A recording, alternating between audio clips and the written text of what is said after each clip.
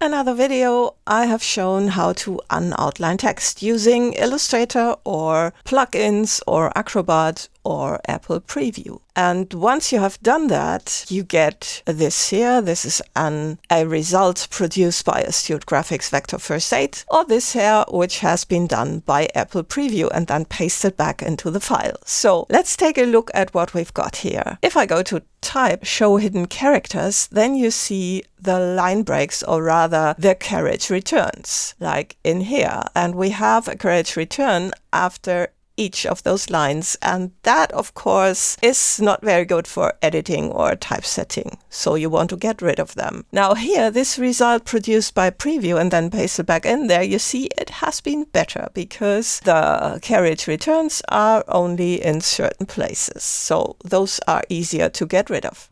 But if you have a lot of them, then you might want to know the methods. Now, unfortunately, you cannot use Illustrator Find and Replace because this can only search for forced line breaks and not for carriage returns. Let's go to Done. So what you can do, you can use a script. I'm going to link it in the comments and let's just open it. I'm going to use File, Scripts, Other Scripts, and I'm always opening that with the shortcut key. So let's go to the script and have it run. And you see, this is just one line, which is not very good. So let's undo it because this is a point text. So let's just double click here to make this into an area text. And let's just go to that script again, like this.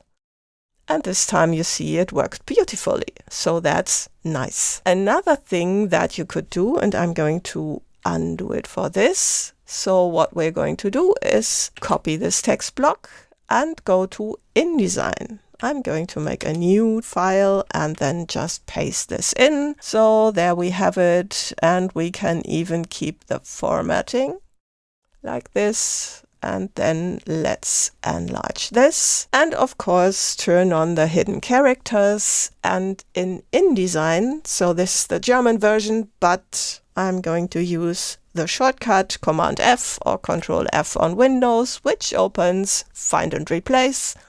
And of course, you are searching for the carriage return or the end of the paragraph. I don't know precisely how it's called in English, and you want to change that into a space. So, and then what you can do is we're going to just search this text, and we're going to search and find the first one. And you can then go through them one by one because maybe you want to keep this one and this one here. So you just go to Find and Search Next, but you can also change them all like this, and then it's all done.